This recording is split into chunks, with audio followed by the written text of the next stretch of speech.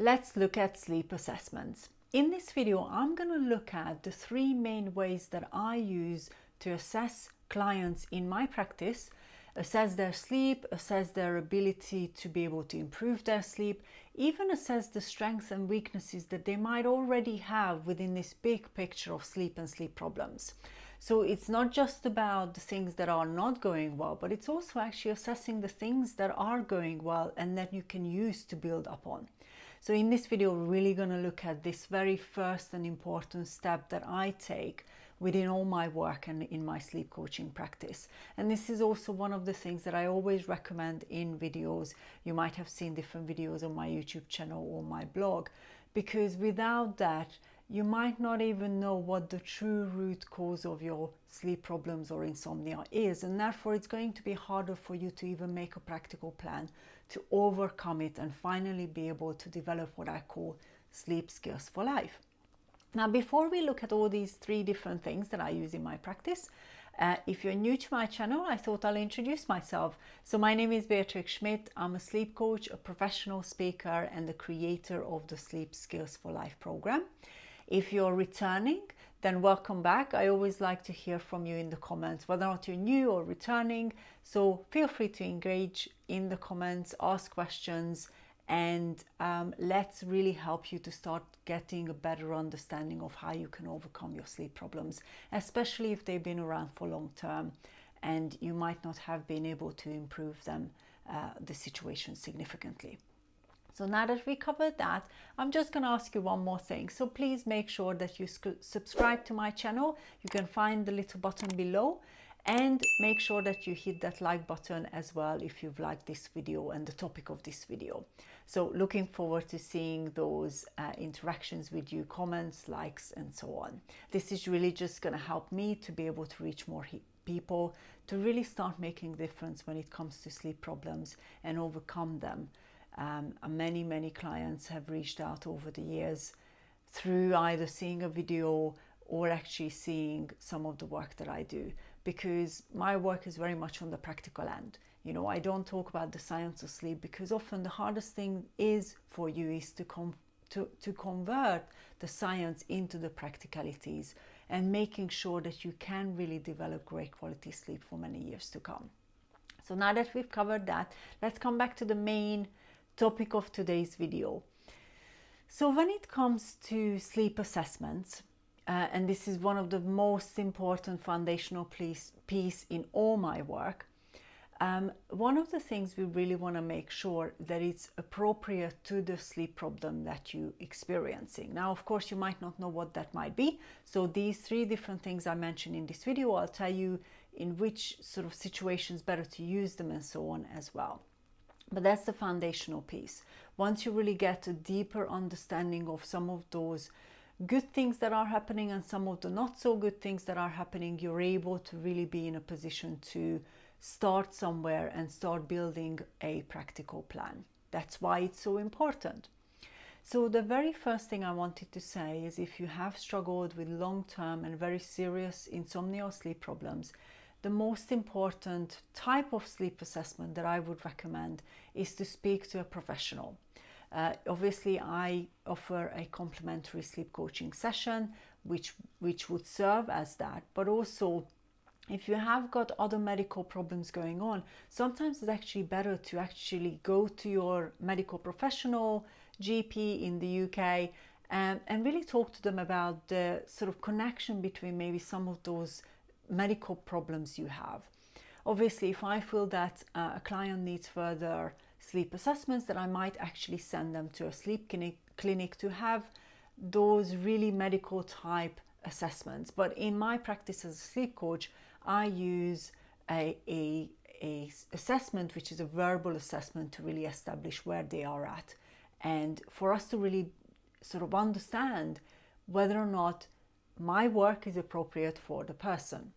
So speaking to a professional who's practiced in the field is really going to help you to understand where you fit in on the scale of sleep problems, anything from sleep disorders all the way to maybe behavioral changes that you need to put in place, or sort of lifestyle changes. So the wide range of tools, techniques, or ways to treat insomnia is really going to start there, knowing which actual route you need to choose.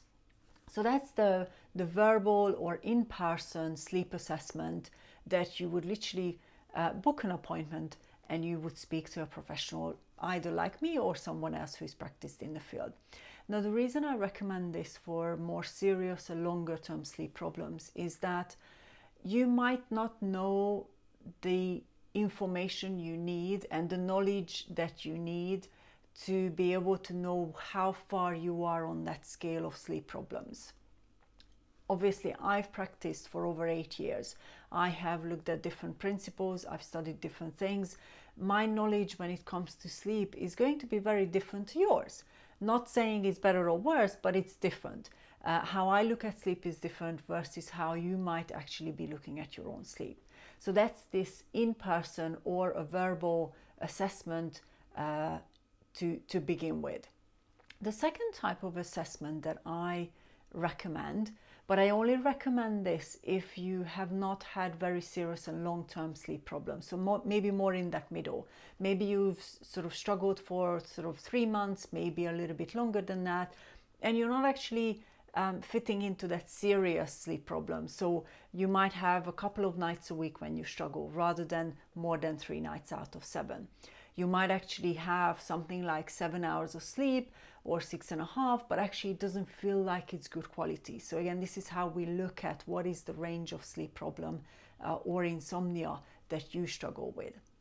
If that is the case, then the other thing I recommend is an online sleep assessment. So there are various different places where you can actually fill out an online questionnaire, and with the help of technology now, often you actually get a personalized results based on your answers. This is something that I've put in place in my practice as well. So it's called the Sleep Deep Practice Sleep Assessment Tool. And it's literally a series of questions that you would go through, you would give your answers, and you would then get a personalized report at the end of that. The reason I've put that in place in my practice is actually I found that a lot of the times, even doing these halfway through a program with my client or within the group coaching program that I have, it actually helps us to understand what are the changes you're able to make. But as a first step, it just gives you a really good understanding of what I would call the strength and the weaknesses in your sleep. So within the sleep assessment tool that I have, we break the sleep down into different parts. You might have heard me talk about the 4 sleep pillars in different videos. So really going to look at each area and how you might rate in that area compared to what's possible. This is again not about nitpicking, it's really just giving us an understanding of where you fit on that scale. But these type of sleep assessments are better if you don't have very, very serious sleep problems, because quite frankly, the more complex a sleep problem or insomnia becomes, the more the layers might be very important for a professional to pinpoint. But they can be a very good way to start to really assess your sleep in a simple and often a quick way. And then the third type of sleep assessment that I use alongside both of the previous ones that I mentioned is within all my work, I use a sleep diary. Now, I specifically designed one for my work, which is called the Sleep Deep Method Sleep Diary.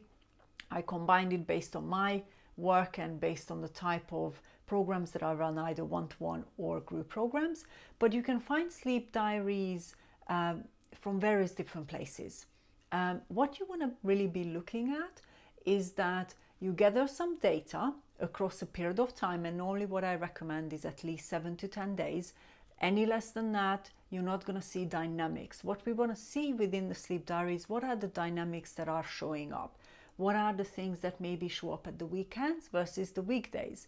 Is it that maybe you have a certain cycle of sleep problems when you have perhaps 1 or 2 nights of good sleep and maybe 1 night of not so good sleep? So this is where we actually look at those patterns that will come through the sleep diary very simply and easily. And when we see those patterns, we're then able to make a plan to really address those challenges that you're experiencing depending on your sleep problem. So the sleep diary is often a sleep assessment type that I recommend working alongside someone, because again, when you do a sleep diary yourself, you might not actually have the inside information and the knowledge to know how to interpret what you're seeing. Obviously, and I'm not saying that you don't know anything about your sleep, but it's about understanding what are the relevant things that you find there and what are the things that are not as important to look at. Often when I work with clients, they tend to actually overanalyze their sleep a lot, and almost gather too much information. We really just need to look at it from a practical perspective, and that's how I keep a sleep diary with my clients. And also the sleep diary becomes a training tool. I use it as a training tool as well, because across the work within my client work, whether or not it's group or one-to-one programs, we're actually able to track and see what made the difference. So a really good way of keeping a sleep diary is also going to tell you what are the things that are working consistently and what are the things that maybe aren't really effective. And that's what you want from a sleep diary type assessment. You really want to gather not just the data, but the intellectual information, the things that are more tangible, that are working, the things that maybe are causing the problem, those kind of things. So these are the three main type of sleep assessments that I use in my practice. I'll pop a link below for you to check those out within my work, but there's other types of sleep assessments from other practitioners as well. Depending on who you go to, I think every single clinic or person tends to actually adjust it a little bit to their area of specialty. So for example, if it's a medical professional, they might actually do an overnight sleep study or a take-home sleep study that you actually would use for a period of night. It just really depends on the specialty of the person. As I'm more a practical behavioral type specialist, then I look at a lot of these kind of more practical driven sleep assessments, questions, answers, actually really extracting the information we need from what you're experiencing.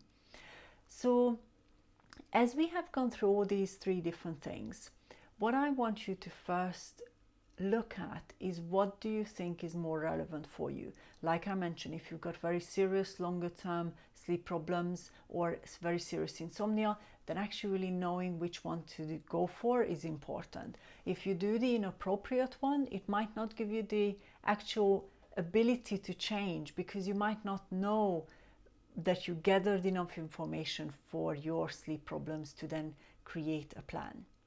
So I hope this helps you to sort of clarify which assessment type that I might use depending on the person. Obviously, feel free to ask any questions you might have about sleep assessments. I'm very happy to answer any questions, but this is the first step. Without an actual sleep assessment in one shape or form, you're really just going to be guessing and using tools or techniques or perhaps advice that might not be relevant to the problem.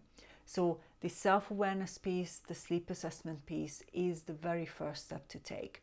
And I always encourage people to sort of do that first, because otherwise you might be buying things or following advice that really isn't going to deliver any results for you, or mismatched results. So it might work for one day, but it might not actually give you consistent results. So now that we covered all these three things, let me know which one you might have already used in the past. You can put them in the comment below. Or obviously come along and either engage with me, book in a complimentary session if you are really struggling. You can also look at that sleep assessment tool that I've designed, and that's obviously going to be easier for you to complete. And obviously sleep diaries I often walk through properly within my work, so that's something I don't give out anymore, because people have actually ended up misusing them in a way that they weren't helpful for them anymore. Often it needs a bit more guidance and even reviewing them together to be able to really make them a very effective training tool and a useful type sleep assessment. So thank you so much for watching. Don't forget to subscribe to my channel, like this video, hit that little like button if you did enjoy the content in this video, and I look forward to seeing you in the next video where we'll be continuing to explore what these different things are to help you overcome insomnia and other sleep problems in the coming weeks. So thank you for watching.